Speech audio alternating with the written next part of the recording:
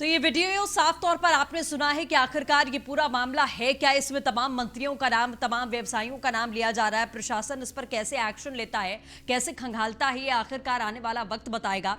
अब जाहिर तौर पर देखने वाली बात होगी कि आखिरकार ड्राइवर को यानी कि राजकुमार को न्याय मिल भी पाएगा या नहीं। चलिए आगे बढ़ेंगे। लखनऊ से बड़ी खबर है, जहां अवैध निर्माण वाले प्राधिकरणों की सूची में पहले स्थान पर प्रयागराज का नाम है, 5वें स्थान पर राजधानी लखनऊ का नाम है। इन महानगरों में लगातार बढ़ रही अवैध निर्माणों की संख्या 5000 से ज्यादा अवैध निर्माण वाले प्राधिकरण की सूची सामने आई है। 25,281 अवैध निर्माणों के साथ में प्रयागराज पहले स्थान पर आया है, गोरखपुर दूसरे और 11,213 निर्माणों के साथ में एलडीए 5वें स्थान पर है। शहरों में हो रहे अवैध निर्माण को लेकर सरकार काफी सख्त दिखाई दे रही है। सीएम योगी आदित्यनाथ ने खुद समीक्षा बैठक में इस पर अंकुश लगाने के बाद में निर्देश दिए हैं। प्रमुख सचिव आवास भी कई बार प्राधिकरण अफसरों को फटकार लगा चुके हैं। प्रमुख सचिव आवास की फटकार के फिर भी कोई सुधार नहीं दिखाई दे रहा है। आवास विकास में चौथे स्थान पर उत्तर प्रदेश है। आवास विकास के 19,924 अवैध निर्माण चिन्हित किए गए हैं। 2,09,68 अवैध निर्माण हुए हैं चिन्हित, लेकिन सिर्फ 750 पर ही कार्रवाई हुई है। तो यूपी में अवैध निर्माणों के खिलाफ में कार्रवाई में किस तरीके की लापरवाही हो रही है, इसका अंदाजा प्रमुख सचिव आवास दीपक कुमार की रिपोर्ट से लगाया जा सकता है। उन्होंने जुलाई तक कुल 2,09,68 अवैध निर्माण होने की बात लिखी। एक महीने बाद अगस्त तक केवल 750 अवैध निर्माणों के खिलाफ कार्रवाई की गई। अभी भी 2,02,18 अवैध निर्माण खड़े हुए हैं। तो अवैध निर्माणों में के मामले में कौन किस स्थान पर है, आपको विस्तार से बताते हैं। प्रयागराज में 25,281 संख्या सामने आई, गोरखपुर में 22,413, बनारस में 21,444, आवास विकास में 19,924, लखनऊ विकास प्राधिकरण में 11,213 अवैध निर्माण, आगरा में 9,953, मुरादाबाद में 9,768, मेरठ में 9,439, गाजियाबाद में 8,259 मामले सामने आए हैं। सहारनपुर में 7,594 मामले हैं, मुजफ्फरनगर में 6,714, बरेली में 6,569 अवैध निर्माण खड़े हुए हैं। असिस्टेंट एडिटर आलोक राय हमारे साथ में लाइव जुड़े हैं इस पूरे मामले को लेकर, और प्रयागराज जो कि पहले स्थान पर है, तो वहां से हमारे संवाददाता आलोक मालवीय हमारे साथ में जुड़ चुके हैं। आलोक राय का सबसे पहले रुख करते हैं। आलोक, जिस तरीके से पूरा आंकड़ा यहां पर सामने आया है, लाखों की तादाद है अवैध निर्माणों की, प्रयागराज नंबर 1 पर है, 5वें स्थान पर आया लखनऊ है, क्या कुछ कहेंगे आप इस पूरे मामले को लेकर? देखिए सृष्टि, देखा समझने वाली बात है कि जो अवैध निर्माण है, खासकर जो उत्तर प्रदेश के बड़े महानगर है, एक नासूर बनता जा रहा है, एक बड़ी समस्या है। इसके बाद सबसे बड़ी बात है कि इस बावजूद इसके कि तमाम प्राधिकरण बने हुए हैं, वहां पे भारी भरकम इंजीनियरों की फौज है, जिनका काम है कि अवैध निर्माण को रोका जाए, किसी भी कीमत पर अवैध निर्माण शहर में न होने पाए। लेकिन हालात ये होते हैं कि अवैध निर्माण हो जाता है, बाद में जो है उसको अवैध घोषित किया जाता है और उसके बाद उस पर सीलिंग की कार्रवाई की जाती है, उसको ध्वस्त किया जाता है। लेकिन समय रहते अवैध निर्माण को रोकने की कोई कार्रवाई नहीं होती है। और ये लापरवाही भरा रवैया जो है, ये जो प्रमुख सचिव आवास है दीपक कुमार, उनकी रिपोर्ट से जाहिर होता है। मुख्यमंत्री योगी आदित्यनाथ कई बार खुद समीक्षा बैठकों में निर्देश दे चुके हैं, जो है नाराजगी व्यक्त कर चुके हैं कि अवैध निर्माण के खिलाफ सख्त कार्रवाई की जाए, उनको समय रहते ही रोका जाए। लेकिन ये रिपोर्ट बताती है कि किस तरह से प्राधिकरण अपने दायित्वों का निर्वहन नहीं कर रहे हैं। तमाम इंजीनियरों की फौज होने के बावजूद जो है लगातार अवैध निर्माण होता जा रहा है। और रिपोर्ट जो जुलाई में जारी की गई थी आवास विभाग के प्रमुख सचिव दीपक कुमार की तरफ से, उसमें 2,09,68 जो है अवैध निर्माण की बात कही गई थी, जिसमें अगस्त तक सिर्फ 750 अवैध निर्माण तोड़े गए। यानी 2 लाख से ज्यादा निर्माण, अवैध निर्माण जो है वो अभी भी वजूद में है, अभी भी कायम है, उनके खिलाफ कोई कार्रवाई नहीं हुई है।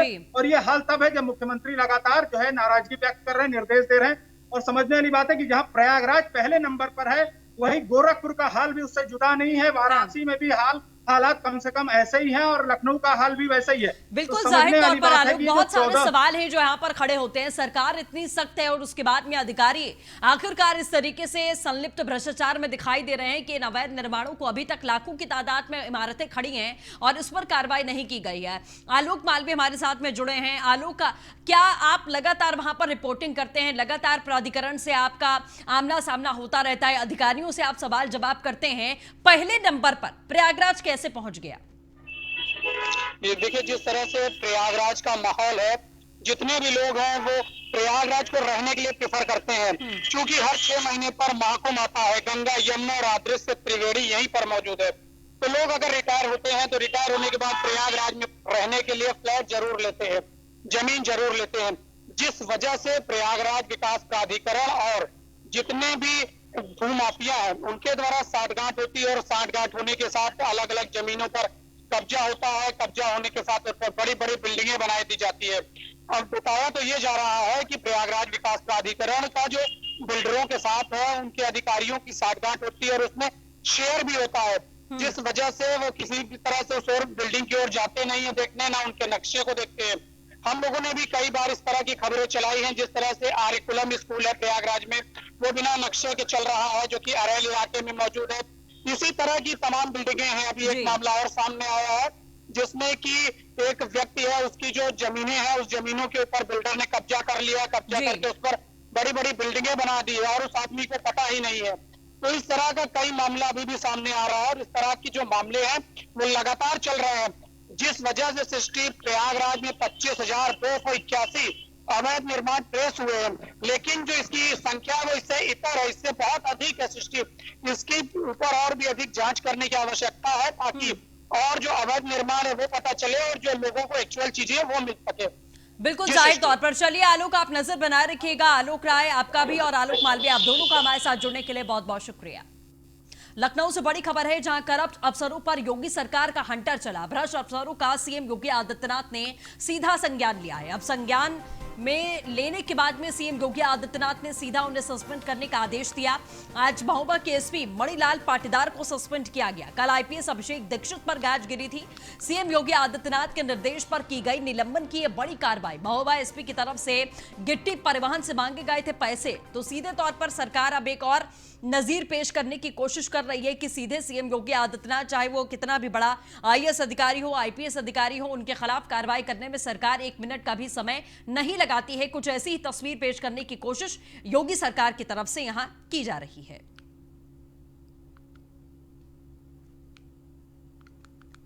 तो वो वीडियो भी सामने आया है जिसके बाद में सीएम योगी आदित्यनाथ ने सस्पेंशन का ऑर्डर दिया था। आप खुद देखिए। माननीय मुख्यमंत्री महोदय जी से मैं ये निवेदन करना चाहता हूँ कि मैं इंद्रकांत त्रिपाठी, पुत्र श्री किशोरीलाल त्रिपाठी, जवाहरनगर कबरई का निवासी हूँ। महोबा पुलिस अधीक्षक श्री मणिलाल पाटीदार एक बहुत ही भ्रष्ट अधिकारी है, जो खुलेआम हर किसी से रुपए की डिमांड करते हैं। जैसा कि मेरे साथ घटित हुआ,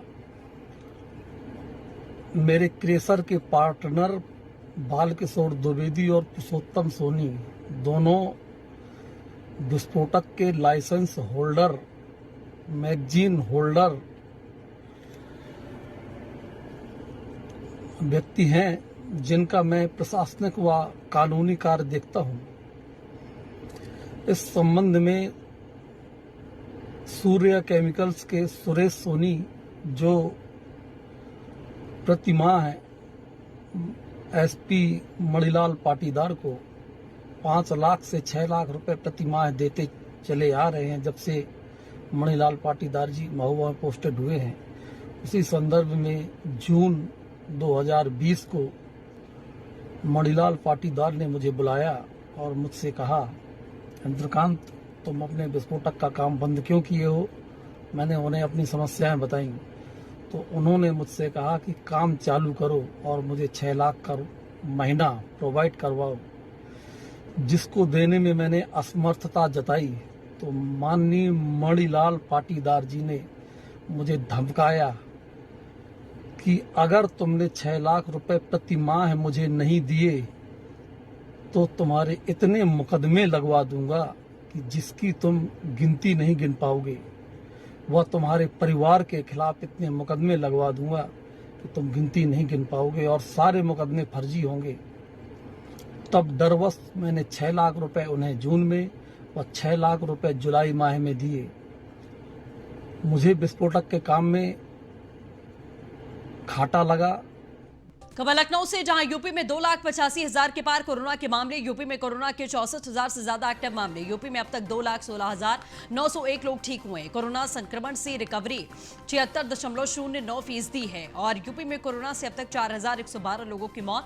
कल 1,44,000 से ज्यादा टेस्ट हुए हैं।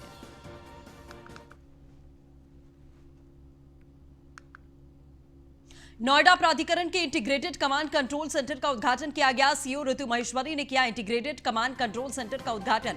एससीएल फाउंडेशन के साथ में मिलकर सीएसआर के तहत में बना है command control centre. Command centre के जरिए कर्मचारियों की उपस्थिति पर रखी जाएगी निगरानी, साथ ही डोर टू डोर कूड़ा एकत्र करने वाली गाड़ियों पर रखी जाएगी पैनी नजर। सेक्टर 39 में बनाया गया है प्राधिकरण का integrated command control centre. Noida authority के तमाम गाड़ियों और सफाई करने वाली मैकेनिकल स्वीपिंग मशीन पर भी निगरानी होगी। कमांड सेंटर की ओर से सिटीजन ग्रेवियंस ऐप और स्वच्छता ऐप पर आने वाले शिकायतों और सुझावों पर की जाएगी कार्रवाई।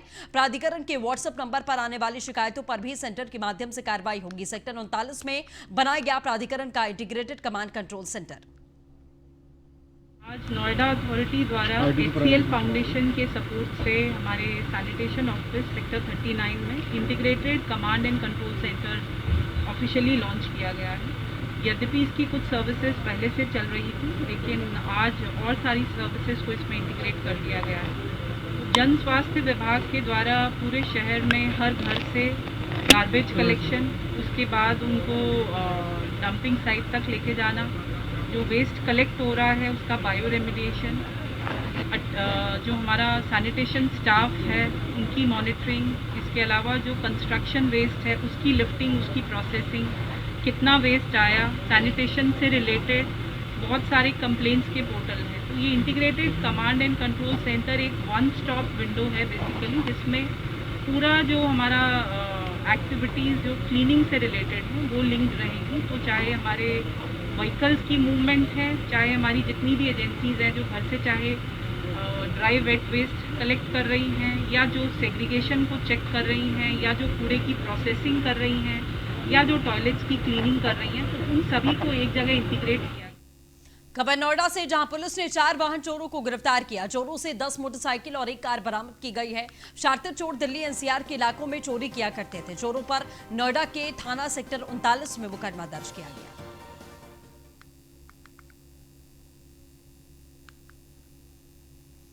खबर कुशीनगर से, जहां प्रेमी युगल के खिलाफ में तुगलकी फरमान जारी किया गया। प्रेमी जोड़े के मुंह पर पोती गई काली चप्पलों की माला पहनाकर गांव में घुमाया गया। ग्रामीणों ने वीडियो बनाकर वायरल किया। सभासद प्रतिनिधि और ग्रामीणों ने सुनाया फरमान। हाटा कोतवाली इलाके का यह मामला है।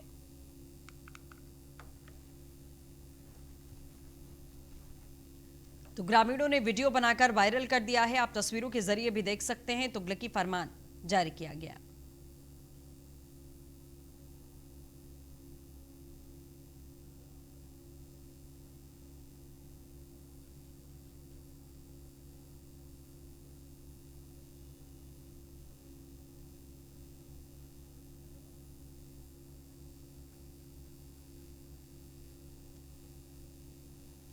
डीके यादव सहयोगी हमारे साथ में जुड़ चुके हैं। डीके, क्या कुछ जानकारी इस पूरे मामले को लेकर?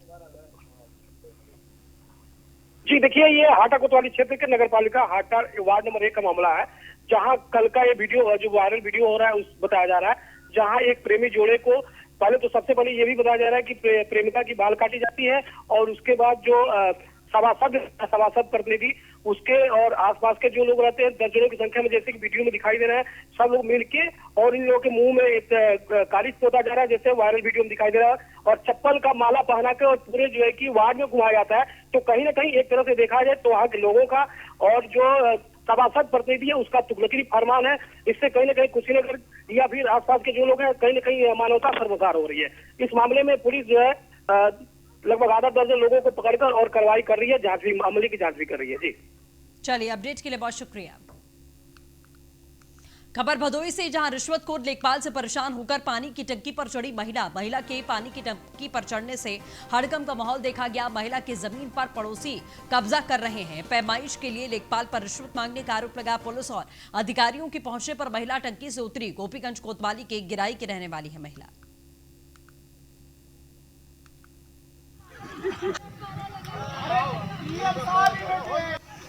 अरे तो आओ, तो तुम्हारी जमीन दिलाएंगे, नीचे आओगी तब ना। खबर कानपुर से, जहां मंदिर ट्रस्ट सेक्टर प्रभारी की पिटाई, मनीष पांडे की बीजेपी महिला बूथ की अध्यक्ष ने पिटाई की। अश्लील हरकत करने का महिला ने आरोप लगाया। पीड़िता ने अपने पति को बताई पूरी घटना। पीड़िता के पति को मनीष पांडे ने धमकी दी थी। पिटाई के बाद में मनीष पांडे को किया गया पुलिस के हवाले। पुलिस पर कार्रवाई नहीं करने का भी आरोप लगा है।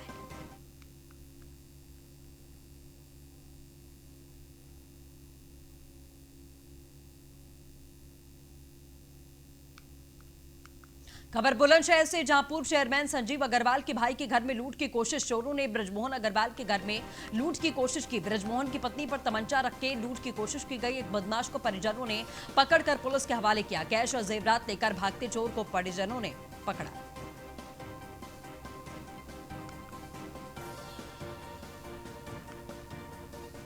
बागपत में किसान की पीट पीटकर निर्मम हत्या की गई। घर में घुसकर किसान को बदमाशों ने मौत के घाट उतार दिया। अज्ञात बदमाशों ने दिया वारदात को अंजाम। पुलिस ने शव को कब्जे में लेकर पोस्टमार्टम के लिए भेजा। थाना चांदीनगर क्षेत्र के ढिकौली गांव की वारदात है।